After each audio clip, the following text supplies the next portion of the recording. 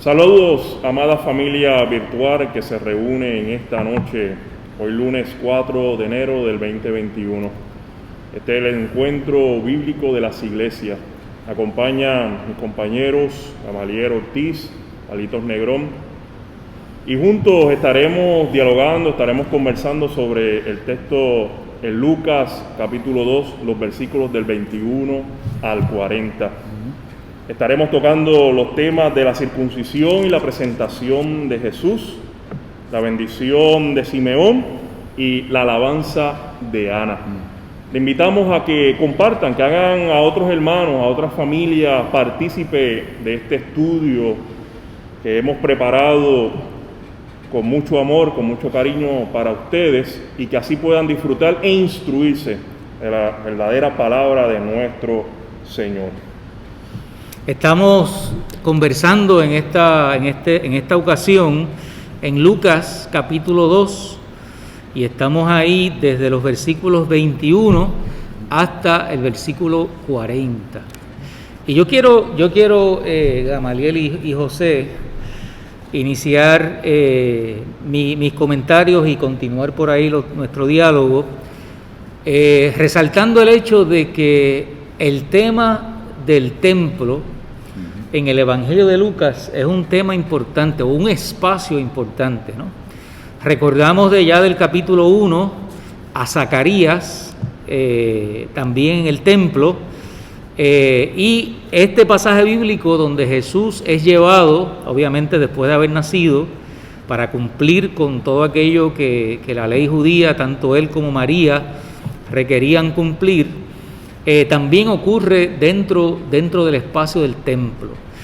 Así que eso me parece un tema, ¿verdad?, importante dejarlo por ahí planteado, porque de hecho más adelante, que pudiéramos hacer un comentario más adelante, es donde Jesús también inicia su ministerio, precisamente en el templo también, donde lee el texto del profeta Isaías, ¿no? Y allí se valida su misión, ¿verdad?, y su ministerio aquí en la tierra.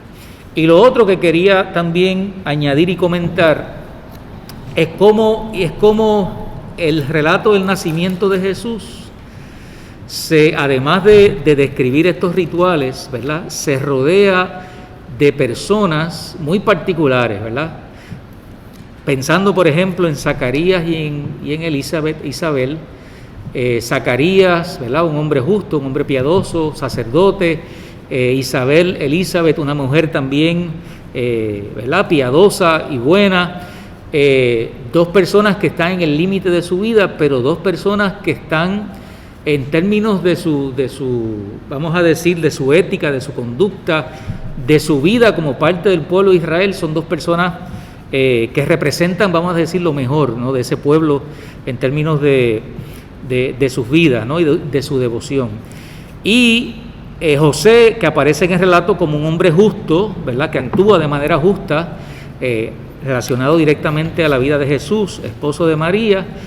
Y ahora vamos a encontrarnos con dos personajes que caen bajo esa descripción, ¿verdad? Simeón y Ana, que cuando y vamos a ir mirando eso, ¿verdad?, pero la descripción que hace el texto de ambos es que son también personas honradas, personas piadosas, ¿verdad? Así que vemos cómo también estos personajes de alguna forma validan la persona de Jesús, validan también su identidad como parte del pueblo de Israel, ¿verdad? Y lo que hacen es reforzar precisamente su ministerio, su vida y lo que va a ser el proyecto de Dios, ¿no?, encarnado en la persona de Jesús. Me parece que aquí se repite y se reitera algo que aparece en las primeras líneas del Evangelio y que yo creo que es importante volver a recalcar, y lo decíamos también en la vez pasada, y yo creo que hay que volver a decirlo, y es como el evangelista José Martín y Carlos insiste, para mí acertada y hermosamente, insiste en que todo lector y toda lectora de este evangelio entienda contundentemente que Jesús es un ser situado, fechado en el tiempo. Por eso para los creyentes y las creyentes, el asunto de la encarnación es el elemento fundamental de la revelación de Dios y del carácter de la revelación de Dios.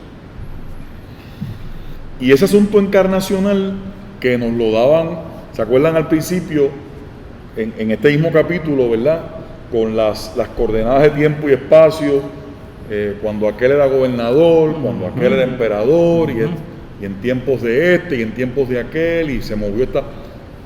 Acá nos lo ubica en términos de unos ritos y de unas ceremonias que a lo que apuntan es al hecho de que Jesús estaba ubicado en unas coordenadas culturales, religiosas, nacionales, sociales, económicas, ¿verdad?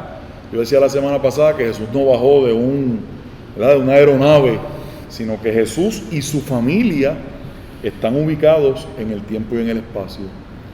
Aquí, para decirlo rapidito, cumpliendo con 3 ritos o ceremonias importantes para los israelitas: la circuncisión, recordemos a Levítico, tocando así de memoria, Levítico 12, que el hijo varón va a ser circuncidado al 8º día, y el momento de la circuncisión servía para formalizar el nombre.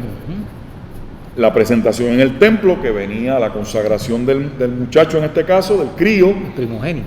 porque era el primogénito varón, porque eso no lo hacían con las mujeres, ¿verdad? Para aquellas personas que todavía no se enteran de las diferencias que ha habido en el trato a hombres y mujeres desde prácticamente siempre. Sí. Y no decimos eso naturalmente con alegría, ¿verdad? Lo decimos porque es un asunto que hay que atender siempre y tener conciencia de eso, y que venía de aquella cosa de consagrar los primeros frutos. Así que con los frutos de la tierra, con los frutos humanos, si era un varón, había que ir a consagrarlo, a presentarlo, y naturalmente la purificación, que tenía que ver con la creencia, con el entendido de que los sacerdotes de Israel habían determinado que ciertas actividades o realidades en la vida de una persona, aunque algunas de ellas fueran totalmente necesarias y naturales, como lo es la menstruación o la pérdida de sangre en un embarazo, eran declaradas esas personas, y quienes habían tenido contacto con esas personas eran declaradas impuras. Así que había que cumplir, no vamos a entrar en todo el detalle de lo que implicaba la purificación, pero era para pasar de la impureza a la pureza ritual y cultural. Y tú hablabas del templo, esto primero que he hecho, esto segundo ahora. Tú hablabas del templo. Demos una mirada a los cambios de escenario que ha tenido el evangelista, rapidito. Empezamos con el templo con Zacarías, de ahí vamos a la casa de Isabel y de Zacarías, y la visita que María le hace al portal de Belén, y a la ruralía para el encuentro angélico con los pastores. Y de ahí ahora, de momento, en estos cambios de escenario, volvemos al templo, pero no a cualquier templo. Al templo de Jerusalén. Ese es el templo de Jerusalén, con todo lo que eso implicaba como el centro de la vida económica, política, religiosa del pueblo, ¿no? Como un espacio que de alguna manera significaba para ellos su afirmación como pertenecientes al pueblo del pacto, ¿verdad? Por eso la circuncisión también.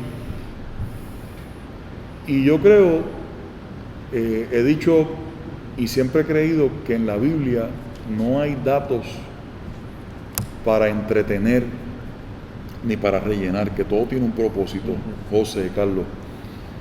Y aquí yo creo que el propósito es que estos escenarios tan disímiles, tan distintos que aparecen en el texto, tienen como común denominador que allí hay un Dios que está intentando comunicarse con la gente.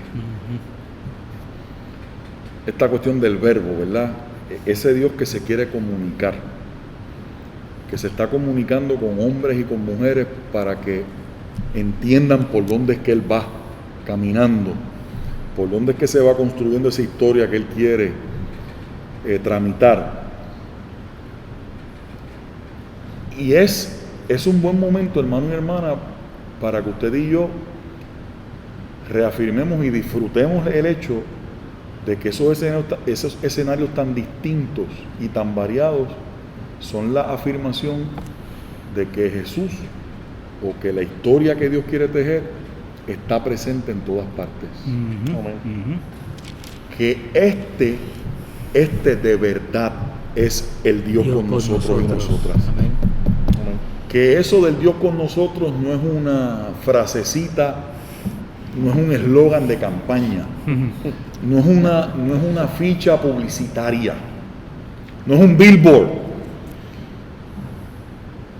No una frase esporádica. Exacto. que eso del Dios con nosotros es una verdad que se ha venido a instalar permanentemente en la historia de la humanidad, y en ese es en el Dios que yo creo. Amén. El que es Dios con nosotros y que se demuestra precisamente de muchas formas, pero yo lo veo también en cómo está presente en todos esos escenarios de los que el propio evangelista habla. Pues para aquellos que se estén conectando, estamos hablando sobre el Evangelio de Lucas, capítulo 2, los versículos del 21 al 40. Y estamos comenzando con estos primeros versículos, 21 al 24.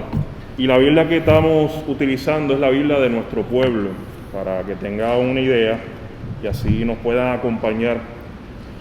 Yo, en estos versículos que estamos elaborando y que estamos dialogando sobre ellos, veo estos textos como algo, vamos a ponerlo así, como de pertenencia y a la misma vez de proyecto, de educación. Primero de pertenencia, porque como dice Carlos y Gamaliel, Lucas le fascina colocarnos en tiempo y espacio. Los contextos son muy buenos, familia, porque a base de ello es que podemos entender Sí, Señor. a muchas personas, podemos entender a muchas sociedades, muchas culturas, y en vez de estar señalando y recriminando, pues eso nos ayuda a comprender y, como dicen por ahí, poner los pies en los zapatos, ¿verdad? ¿Cómo es que dicen? Ponernos en los zapatos De de otra otro, persona. seguro. Gracias. Empatía. Y empatía, como aquel aquí. Así que aquí nos coloca de que Jesús no se da de la nada, como dice Gama, no es un extraterrestre que está comenzando a aprender, se da en una comunidad, en el pacto, en un pacto de la circuncisión, de la ley de Moisés, que lo menciona aquí el autor, y reafirma esa identidad judía. No la cancela, familia, porque hay muchas personas que cancelan su historia como si fuera algo malo. No, eso es lo que te ha convertido en la persona de ahora, y ese encuentro con el Señor ha mejorado tu vida, has podido alcanzar otras cosas con esa visión que nos da el Espíritu Santo, y así podemos entender y comprender que Jesús, una vez que es identificado, que se relaciona con su comunidad, pues ese mismo templo, en esa misma área, es donde Él aprende, es donde Él se educa, va a transformar su verbo, va desarrollándose como persona, y utilizando los mismos elementos que lo prepararon como persona, como individuo. Más adelante es que utiliza esos mismos recursos para confrontar al pueblo, ponerlo en la justa perspectiva, nos ayuda a poder entender y comprender, porque para eso es las enseñanzas, para eso es que un ejemplo, el Evangelio de Lucas habla del Espíritu Santo constantemente, porque para Lucas es importante, porque es el que inicia todo, es el que provoca todo, pero no se da la nada, utiliza las herramientas, utiliza nuestra educación y en nuestro trabajo para ayudarnos a ver otra realidad, como así la vio Jesús, no de la nada, sino del mismo centro, del mismo entorno, desde el templo, al cual sus papás lo presentaron y siguieron el ritual, como en realidad seguía, como establecía la ley de Moisés, y junto a personajes como Simeón y Ana y otros más, ayudaron a formar a lo que ahora nosotros hablamos, que es nuestra visión, que es nuestro caminar, que es nuestro ser supremo, que es el Jesús al cual nosotros más adelante le daremos lectura en todo este proyecto que el Señor nos ha puesto. Que la espiritualidad de Jesús tenía raíces. Tenía raíces y tenía fundamento, Tenía unos definitivamente. fundamentos, Claro. habían unos zapatas ahí que estaban puestos. Claro. Y yo quisiera continuar en este diálogo. Empecé y quisiera continuar lo que dije al principio, porque a mí me sigue llamando la atención los perfiles de las personas que están en el relato. Porque Lucas es un escritor y un evangelista que tiende a dar ejemplos que nosotros sabemos que son ejemplos que pueden ser representativos de ciertas realidades también del pueblo. Y me hace pensar en algunos perfiles que quiero compartir brevemente y proponerlo, ¿verdad?, para que sigamos dialogando sobre el texto.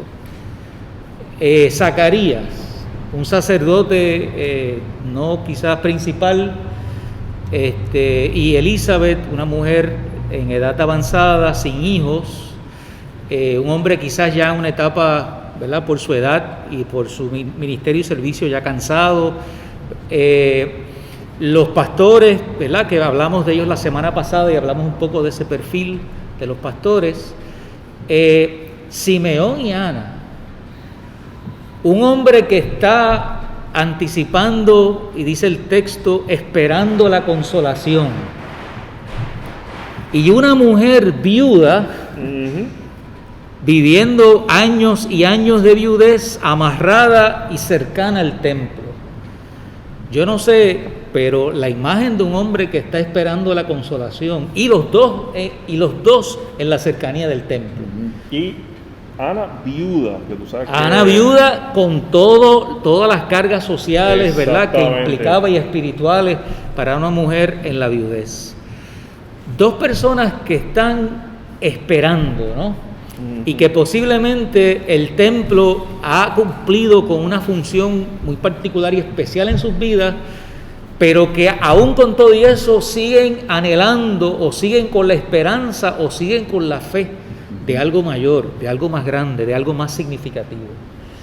Y a mí me parece, lo traigo porque me parece valioso, ¿verdad?, acerca de lo que Jesús representa en términos de perfiles de personas, ¿verdad?, de personas que viven en un estado de desesperanza, en un estado de desolación, en la espera de algo mayor, ¿verdad?, la consolación, como menciona el texto, en espera de ver, ¿verdad?, de poder ver la llegada de un nuevo tiempo, ¿no?, de un momento de verdadero, diría yo, verdadero avivamiento, ¿no?, o de verdadera renovación de la realidad, ¿verdad?, y transformación de la realidad. Así que quería poner eso ahí sobre la mesa, porque me parece bien interesante los perfiles de estos personajes en la historia. Fíjate que de Simeón se nos dicen 4 cosas: que era honrado, un hombre decente, un hombre íntegro, que era honrado, piadoso, es decir, que era una persona que vivía su fe de una manera activa, no era una religión decadente, era una religión vivida, asumida, con vigor, con ánimo, con entusiasmo, con fe, con expectativas. Esperaba la liberación de Israel, otras versiones hablan de la consolación de Israel, y que era guiado por el Espíritu Santo. Casi nada. Casi nada. Casi nada. Casi nada, Y entonces, de Ana, el retrato que tenemos de Ana es muy similar. Y me parece a mí, ahora que tú traes lo de los personajes, fíjense cómo aquí volvemos a gente que vivía su fe de una manera honesta, de una manera genuina, de una manera auténtica, de una manera coherente, pero gente sencilla, devota del pueblo. Correcto. Aquí no hay personajes misteriosos que vienen a aparecer. Por eso la idea de este Dios que se hace presente en esos espacios comunes. Y en este caso el templo el templo con el que Jesús tuvo grandes conflictos y grandes broncas. Sí. No perdamos eso de perspectiva, ¿verdad? Pero esta gente representa la otra cara de la moneda, la de la fe genuina, la de esa fe sentida de verdad, la de esa fe que se asume para vivirse legítimamente. Al principio tuvimos a Zacarías. Aquí hablábamos de contrastes la semana pasada. Aquí podemos hablar no solo de contrastes, sino de paralelismo. Sí. Pienso ahora que al principio tuvimos a Zacarías y a María, claro. que profetizaron acerca del niño. Claro. Y ahora tenemos a Simeón y a Ana. Fíjense cómo el evangelista va enhebrando, va tejiendo la idea de quién era para diferentes personas de su tiempo, ¿no? Zacarías, María, Simeón y Ana. Importante que hay hombres y mujeres. Eso es correcto. Importante que hay hombres y mujeres.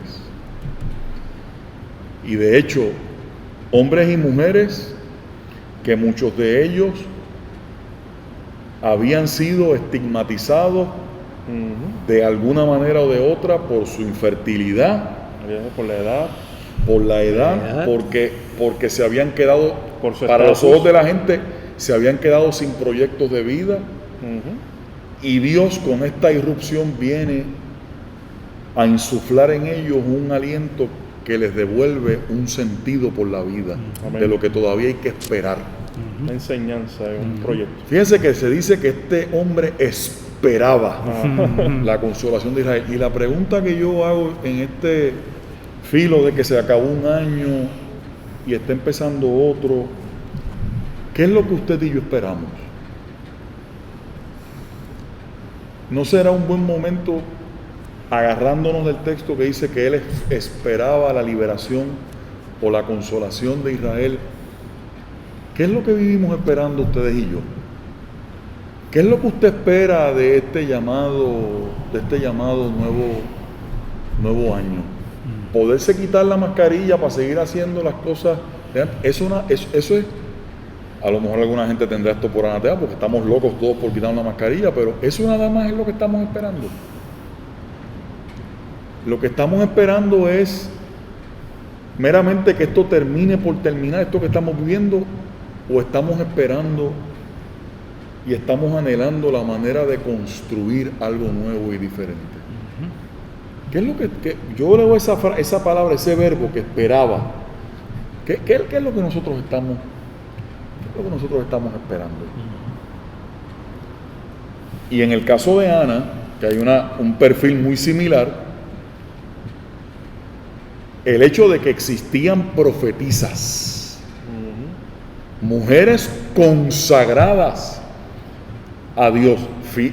Ponga el ojo que el Evangelio de Lucas, esto posiblemente ni yo mismo lo había, es ahora que lo traigo, que viene.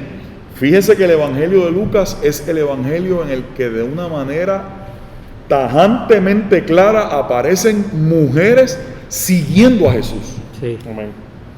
Como discípulas de Jesús. Sí.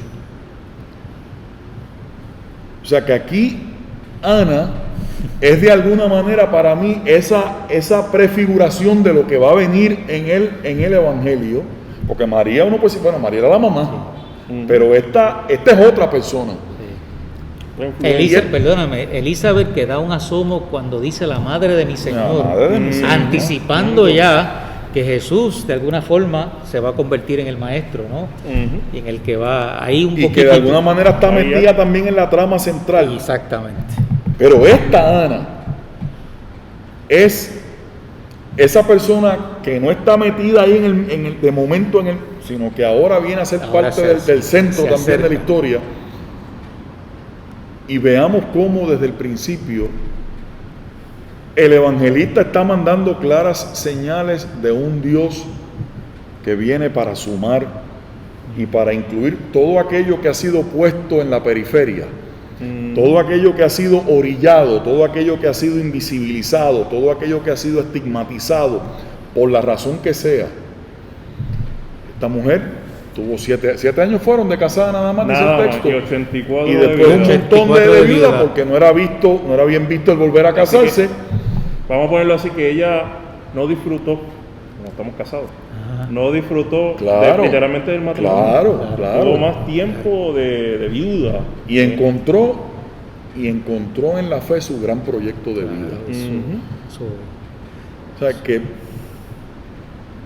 ¿cómo es que uno ubica la vida, verdad? Según la etapa de la vida en que la está viviendo.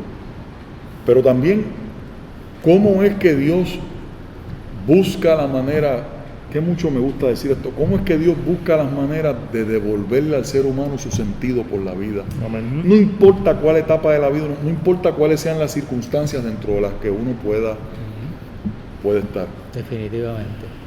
Bueno, familia, desde que Jesús nació, desde que ya está en esta tierra, y obviamente esos ángeles dieron esa alabanza, gloria a Dios en lo alto y en la tierra paz a los hombres y mujeres amados por Él.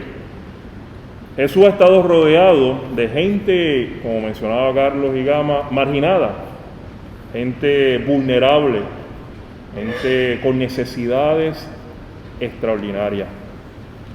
Y en este escenario, el Evangelio de Lucas pues nos regala 2 personajes que nos ayuda a entender, porque una vez que los ángeles pues ya regresan, vamos a ponerlo así, a su lugar de origen, los pastores reafirman, se empoderan de esa palabra de glorificación y de alabanza a Dios, y caemos en este escenario de pertenencia y de aprendizaje. Y a Jesús lo rodean personas, no académicos con doctorado, que eso no hay problema con ellos, sino reúne su caminar con personas comunes y corrientes con necesidades particulares, como de diferentes géneros, hombre, mujer.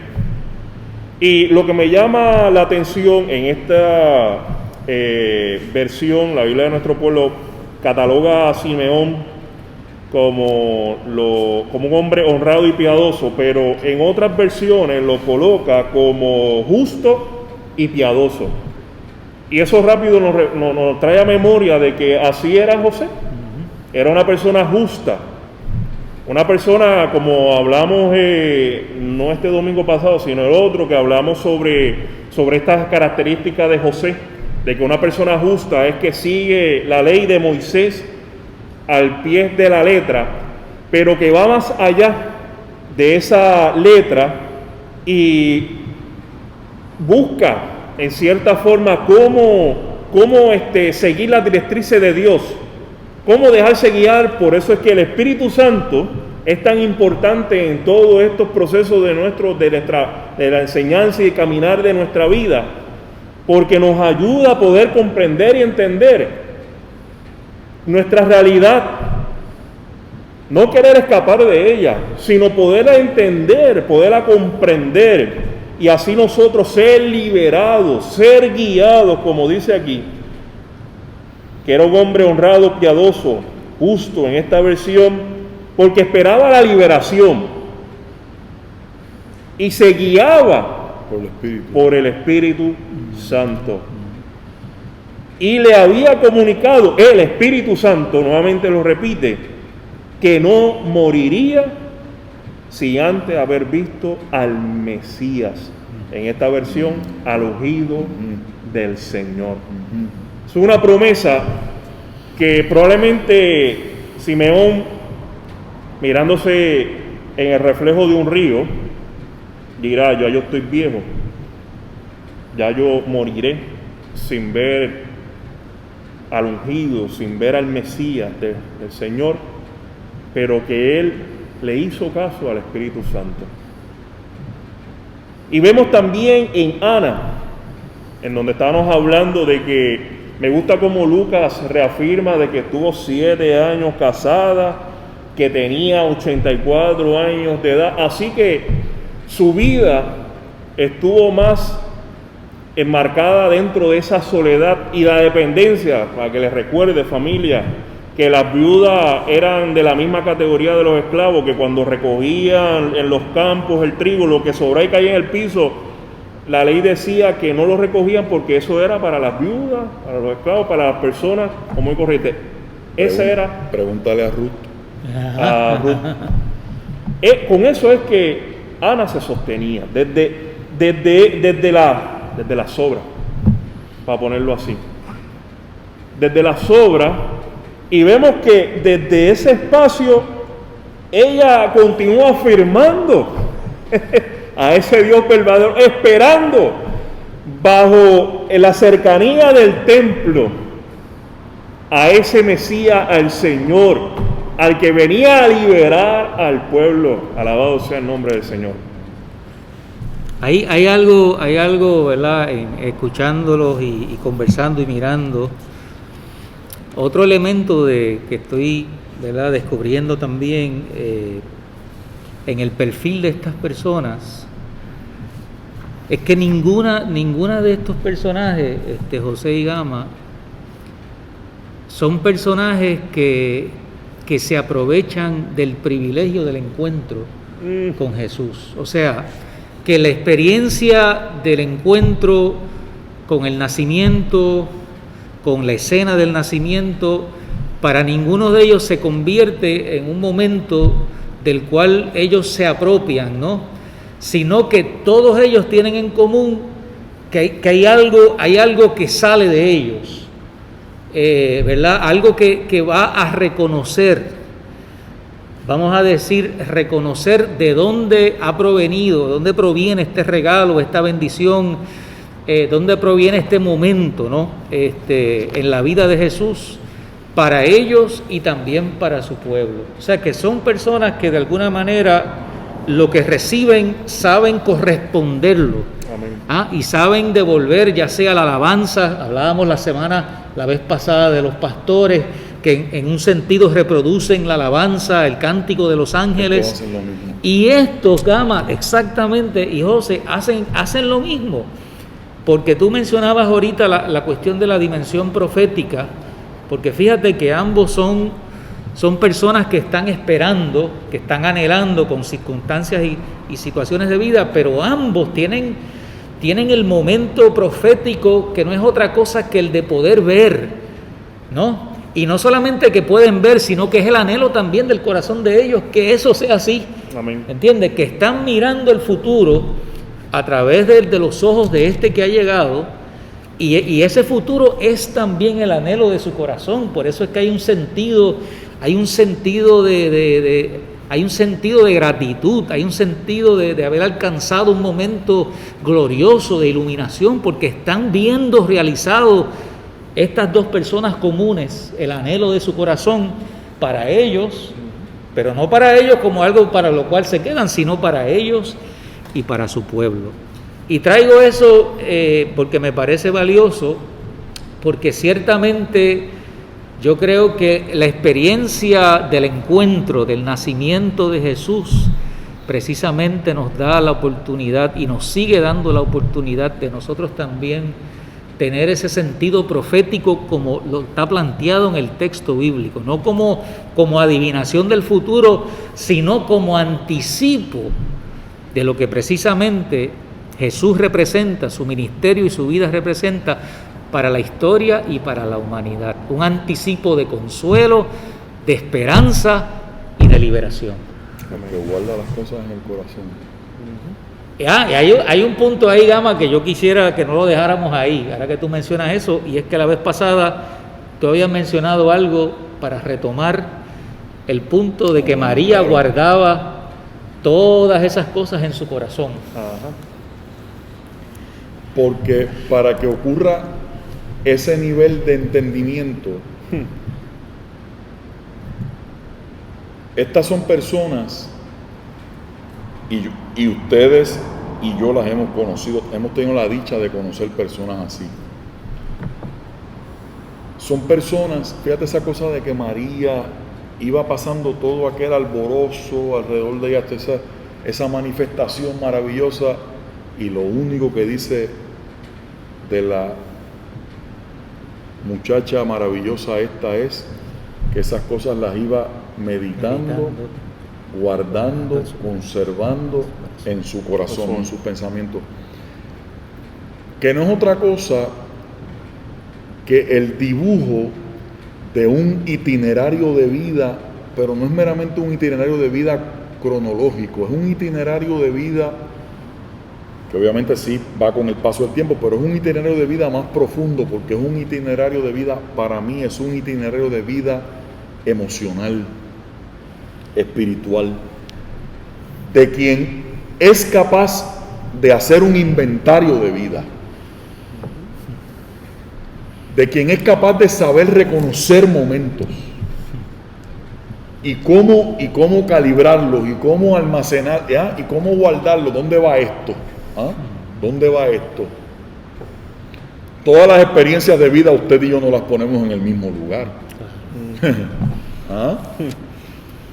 Y eso de que María guardaba, y esto de que Simeón le dice: ahora, Señor, según tu palabra, puedes dejar que tu sirviente muera en paz. Ah, sí. Eso es. Reconociendo su momento de vida. Exactamente. Pero también reconociendo aquello de lo que Dios le ha hecho testigo. Y un pequeño paréntesis, obviamente eso de que muera en paz no es la primera vez que en la Biblia, ante un evento que sobrecoge, el personaje bíblico o la narración bíblica hablan de que ya estoy listo para irme, ¿verdad? Cuando vienen dos a la mente, cuando Jacob se entera que José todavía está vivo, le dice: pues ahora yo me puedo, ir, usted puede morir, porque ya yo sé que mi hijo está vivo. No es una persona, pero cuando Moisés avista la tierra, la llamada tierra prometida, que dice allí en Deuteronomio 32, me parece que es, lo de Jacob es en Génesis 46, la memoria me puede fallar, Deuteronomio 32, ahora ya yo he culminado, ya yo he cumplido. Estoy tranquilo. ¿A dónde yo quiero llegar? Que hay un sentido, la gente que va haciendo inventario, también van cultivando, y logran el entendimiento de un sentido de cumplimiento de propósito en la vida. Que la vida no es el mero paso del cronos, que la vida es, y que el tiempo se valora en la forma y en la manera en que la persona se apropia de las experiencias y cómo esas experiencias van dictando unos derroteros, van delineando unos propósitos, van marcando unos proyectos. Y por eso es que este ser humano le dice: porque mis ojos han visto tu salvación. Como diciendo a Dios: ¿qué más? ¿Qué más? ¿Qué más? ¿Qué más? ¿Qué más yo puedo aspirar? ¿Qué más yo puedo querer? Si la plenitud es esto. Pero eso no ocurre mágicamente, eso ocurre porque hay una vida cultivada, porque hay un sentido de búsqueda, porque hay una inversión continua de la vida en ese discernimiento. Enséñanos de tal modo a contar nuestros días que traigamos al corazón sabiduría, el salmista, ¿no? El asunto ese del inventario de vida. María, y lo bello es que para mí hay un paralelismo entre María y Simeón. María porque está empezando a llenar los apartados de ese inventario de vida, porque es una muchacha joven. Y porque ya ha pasado por donde María estaba cuando dice el capítulo 2 que María guardaba las cosas en su corazón. Eso de que era justo, de que era piadoso, de que esperaba la consolación de Israel, es el que está registrando la historia para ver por dónde, en este caso, por dónde es que van los movimientos de Dios. Y Ana, que no hay una oración de Ana aquí como la hay de Simeón, pero aquí dice una cosa de Ana que es extraordinaria, porque dice que Ana le hablaba del niño a cuantos, como Simeón, Ajá. esperaban la liberación de Deseados. Israel. Quiere decir que esta mujer Ana, esta doña Ana sí estaba aquí. Doña Ana sí está aquí. Esta sí estaba ahí. Esta sí estaba ahí. No como La canción. no, esta sí estaba aquí. La canción. Fíjate que dice que le hablaba, o sea que ella era una testigo activa. Lo mismo, vuelvo otra vez, es que es bello el texto, lo mismo que hicieron que los ángeles, que dieron testimonio del niño, Glorificaban. que glorificaban a Dios. Esta mujer tenía la sensibilidad espiritual Daba gracias a Dios. para que eso mismo que ocurría en el cielo, ella lo podía calibrar y traducir.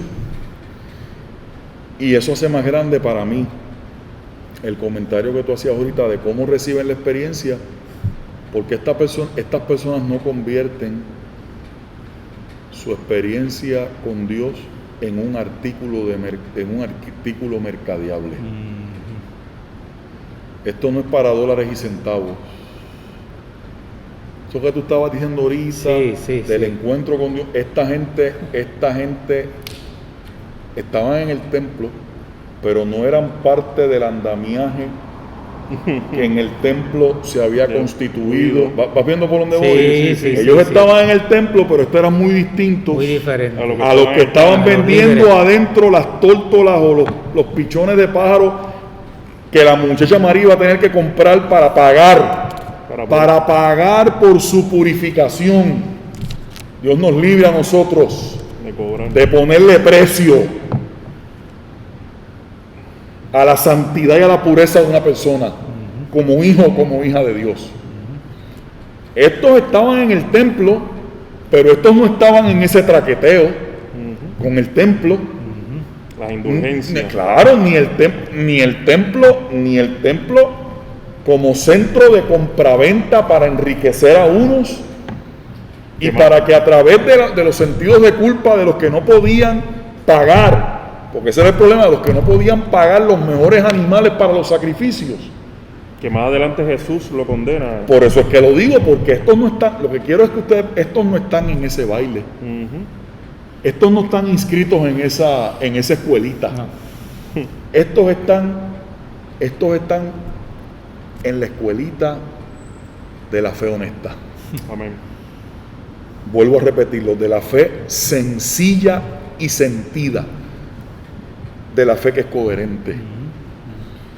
Y por eso es que no va a alcanzar todo el tiempo que nosotros usemos hablando de estas dos personas para decir todo lo que merecen. Porque hay otras ramificaciones que alguien allá puede decir, mira, y esto, esa es la belleza del texto que no se agota. Nosotros lo que queremos es dar unas pinceladas para provocar en ustedes algunas otras búsquedas. Quería añadir a lo que comentaba Carlos y Gamaliel sobre cómo pues María conservaba y meditaba todo en su corazón. Algo que podemos entender con la reacción de Simeón. Y con esa pedra que Simeón le tira. Exactamente, con ese barrecampo. Y con lo que reafirma Ana, dando gracias a Dios. ¿Eso es otro encuentro o eso es hoy también? Yo tengo que decir algo sobre eso, aunque sea un poquito. No preocupe. Lo que esa meditación y al conservar toda esa palabra y todo ese encuentro que provoca nuestro Señor, es que vemos en el texto que este hombre honrado y piadoso esperaba la liberación de Israel. Y Ana esperaba la liberación de Jerusalén. Y uno se pregunta, ¿qué liberación? ¿En realidad era algo físico?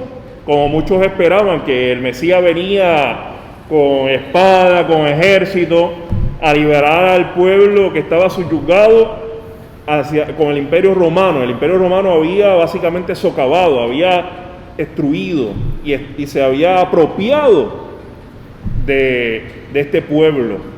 Y muchos esperaban que esa era la gran liberación.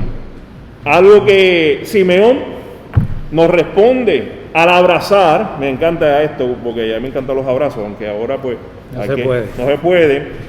Y bendijo a Dios diciendo, y da unas palabras de afirmación, en donde su liberación, ¿de dónde se origina? En el corazón.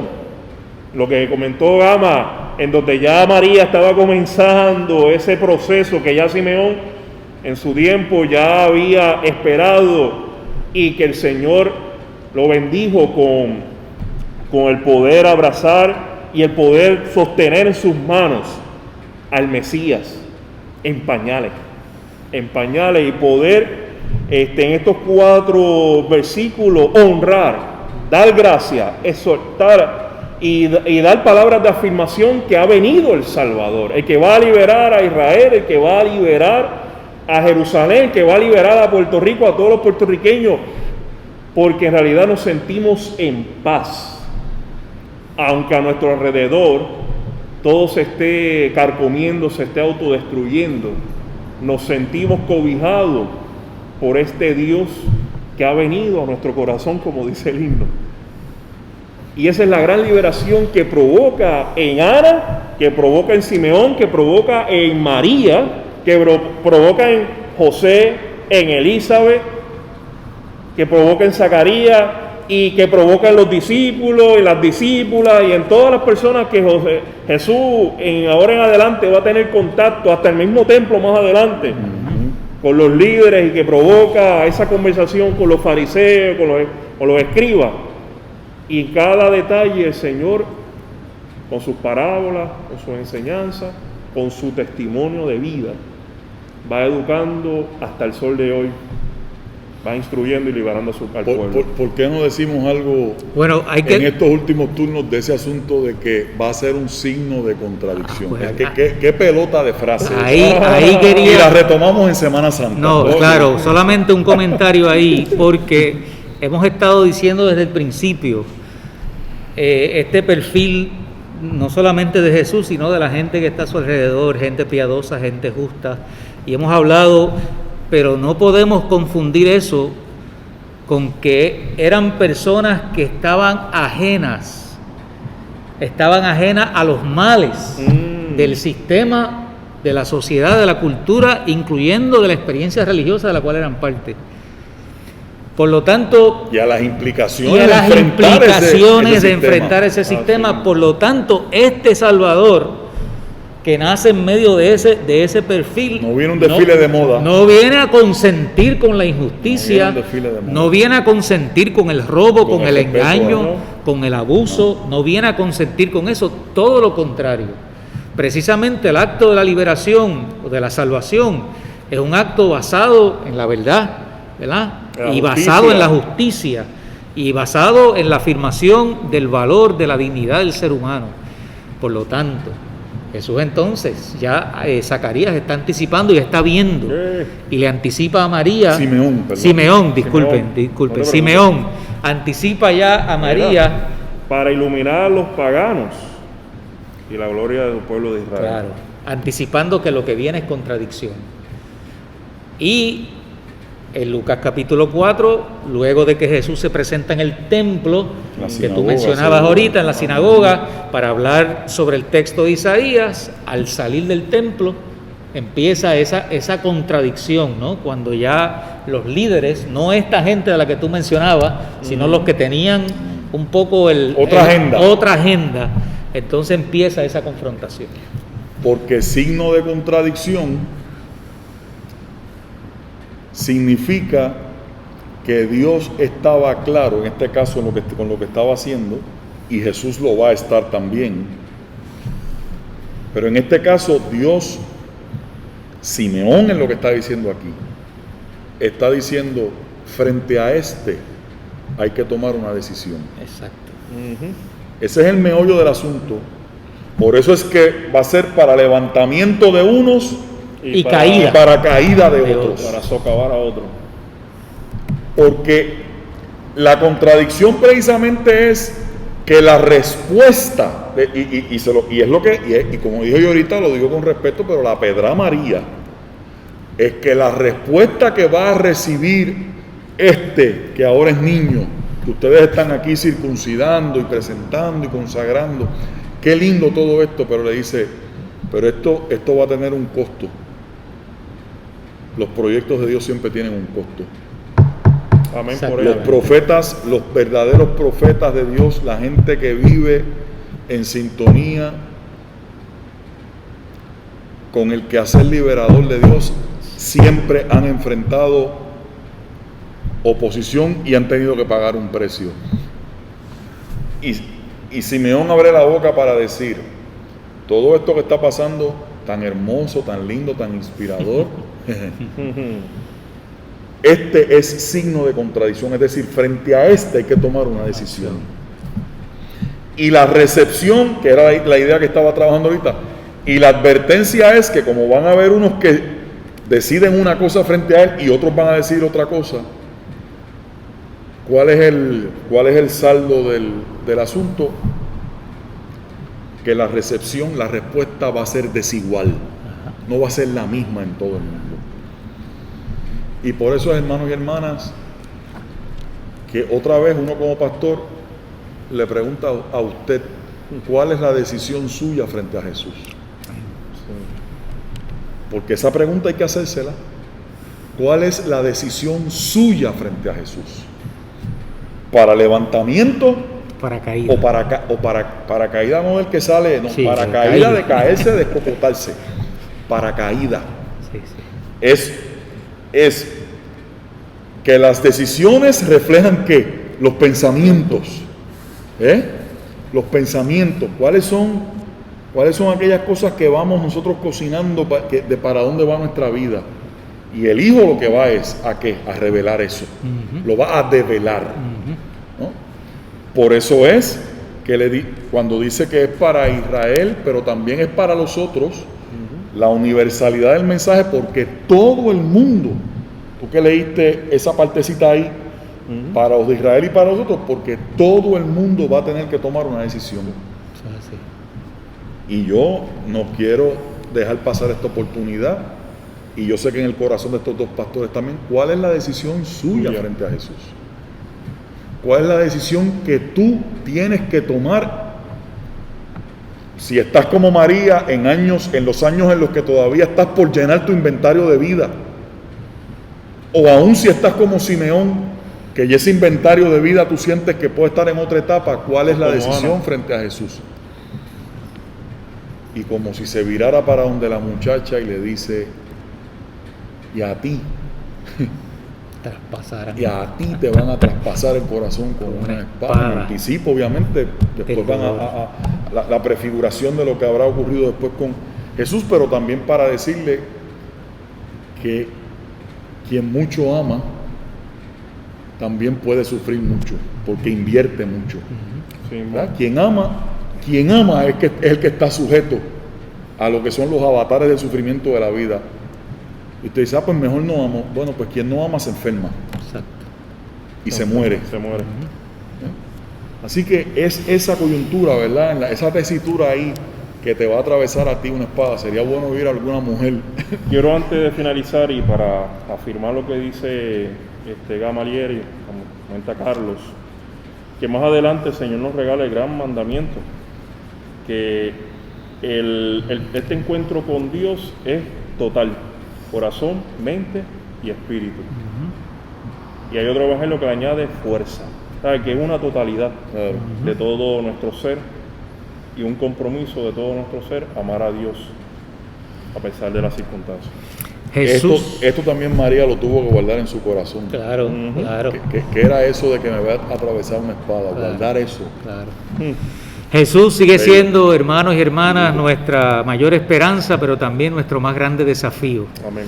Aún para aquellos que seguimos afirmando nuestra fe en Él, estamos dispuestos y estás tú dispuesto y dispuesta a asumir ese desafío de lo que implica este niño nacido y seguirlo con nuestra vida y con las fuerzas de nuestro corazón. Es una decisión que cada cual tendremos que tomar. Esto ha estado extraordinario. Nos hemos disfrutado este diálogo increíblemente y gracias por acompañarnos y estar con nosotros. Muchas bendiciones y que Dios les bendiga. Abrazos en este nuevo año.